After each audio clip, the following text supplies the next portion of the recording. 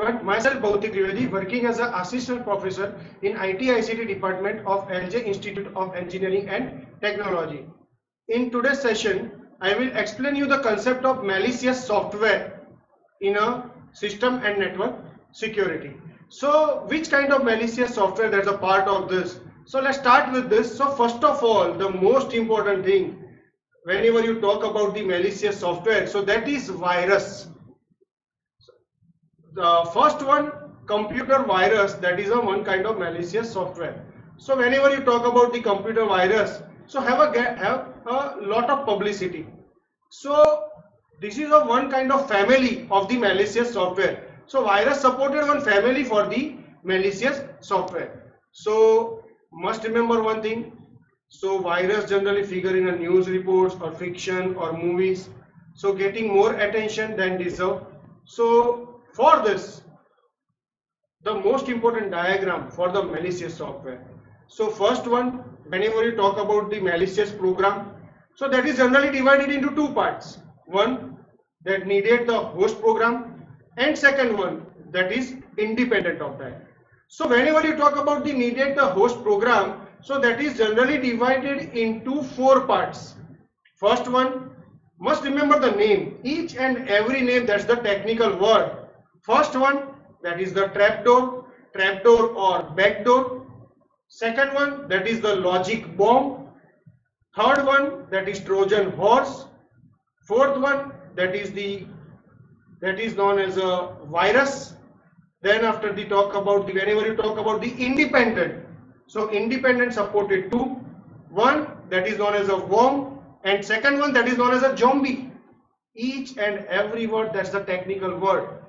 Again I repeat the name. First one, that is the trapdoor or backdoor. Second one, that is the logic bomb. Third one, that is the Trojan horse. Fourth one, that is known as a virus. Fifth one, that is known as a worm. And sixth one, that is known as a zombie. Virus, worm and zombie that supported the replication. Replica means what? Copy of itself. That supported the replication. So let's start with the one by one. So first of all, talk about the backdoor or trapdoor. So backdoor is nothing but that is a one kind of secret entry point into a program. So it directly allow which particular user who know the access bypassing this particular security procedure. So that is generally commonly used by the developer. So that is very hard to block in operating system also. And for this it required good software development and update for the backdoor or trapdoor. After that, second one, logic bomb. So logic bomb, so what is the meaning of that? So that is a one kind of oldest type of the malicious software.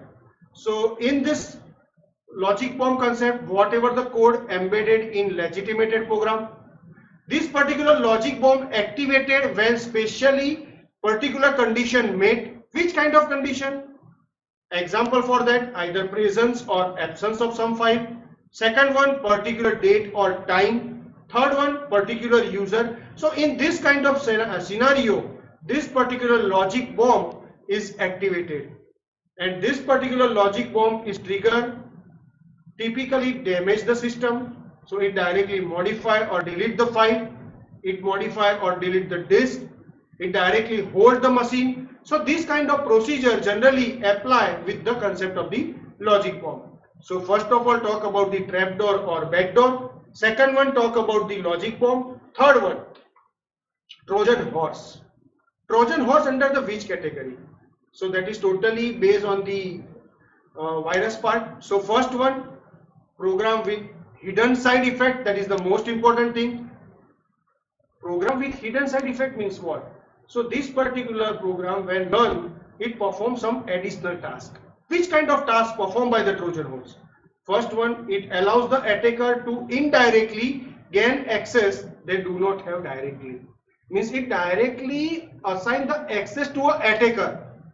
Second one, it directly used to propagate a virus or worm or install a backdoor. And another thing, with using the Trojan horse, it directly destroy the data also. So this is regarding the concept of the Trojan horse. First one, backdoor or trapdoor.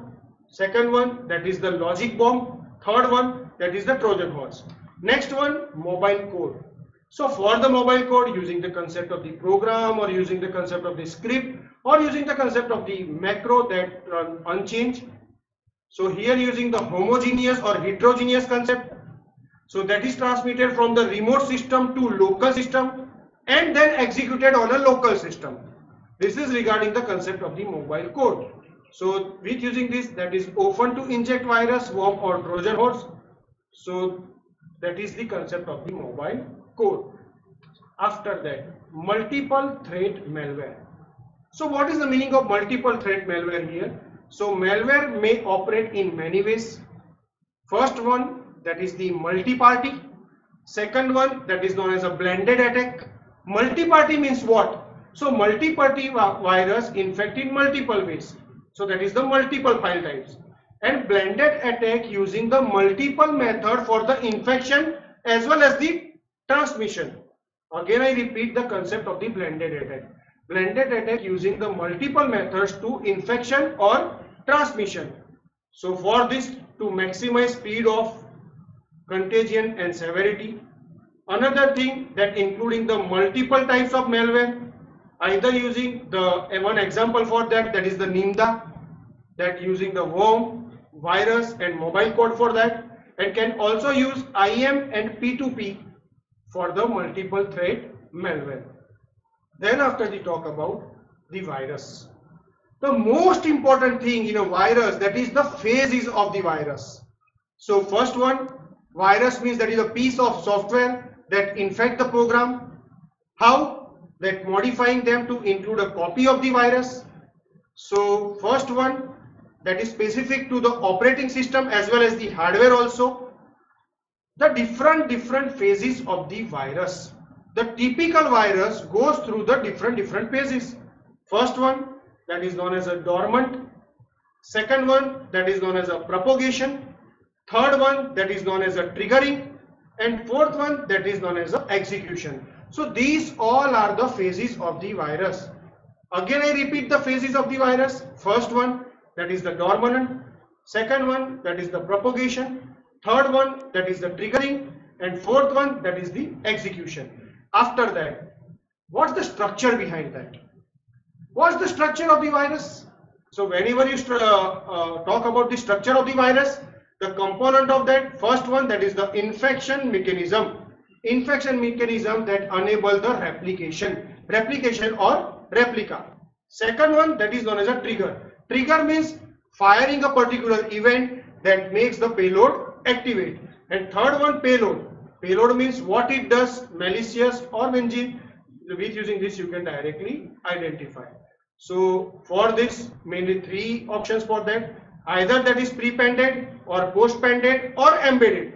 So when infected program invoke, it executes virus code than original program code. It directly executing the virus code, not the original program code. So with using this, you can directly apply the blocking for the initial infection or propagation. So that is the structure of the virus. So first one, that is the phases of the virus, and then after the structure of the virus. After that, classification of the virus. So classification of the virus means which kind of virus generally occur. So first one, that is the boot sector virus. Second one, that is the file sector infector virus. Third one, that is the macro virus. Fourth one, that is the encrypted virus. Fifth one, that is the stealth virus. Then after the two most important thing, polymorphic and metamorphic virus. So these all are the classification of the different virus. After that, what's the countermeasures of the virus? So first of all, prevention, then after detection, then after identification, and then after removal. So first one, prevention means what? So ideal solution. Then after detection, identification and removal. If detect but can't identify or remove, must discard and replace the infected program. Means first of all you detect this but not identifying or not removing this. So at that time you go for the discard and replace the infected program. So this is the countermeasure for the virus. After that, antivirus evolution. So evolution of the antivirus means virus and antivirus technology have both evolved. So early viruses means that is a simple code, easily removed, but as become more complex, so at that time you go for the countermeasure. So generations for the antivirus evolution. So first generation, that is totally based on the signature scanner. Second evolution, that is based on the heuristic. Third evolution, that is based on the identifying the action. And fourth evolution, that is the combination of the different packages. That is for the antivirus evolution. After that, talk about the worm. So worm means what? So that's a one kind of replicating programs that propagates over the network. How? Either using the email or using the remote execution or using the remote login. So worm has a different phases like a virus. All of you know virus supported how many phases? First one, that is dormant, propagation, triggering and execution. But must remember one thing, in worm phase, in worm propagation phase supporting searching for the other system, then after connect to it and copy self to it, and then after run. So that is the propagation phase in a worm. After that, the most important thing that is implemented by Xerox Palo Alto Labs in 1980s. So worm implemented in 1980s. After that, worm supported the different technology. So which technology? That's the part of the worm. So first one that supported the multi-platform. Second one, that is the multi-exploit. Third one, that is the ultra-fast spreading. Fourth one, that is the polymorphic. Fifth one, that is the metamorphic. Sixth one, that is the transport vehicles. And seventh one, that is the zero-day exploit. So these all are the worm technology that is supported by this. After that, countermeasures of the worm. So countermeasures of the worm, that is overlap with the antivirus techniques. So once worm on system, antivirus can directly detect this. So worm also causing the significant network activity also. So different approaches for the worm defense. First one, that is the signature base. Second one, that is the filter base. Third one, that is the payload classification base. Fourth one, that is the threshold base. And fifth one, that is the rate limiting and rate halting. So these all are the countermeasures that is supported by the worm defense.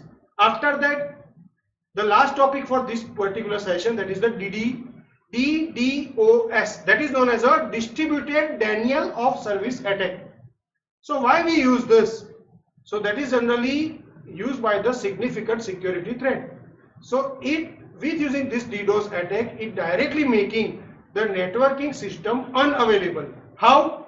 By flooding the useless traffic, using the large number of zombies, or growing a sophistication of attacks.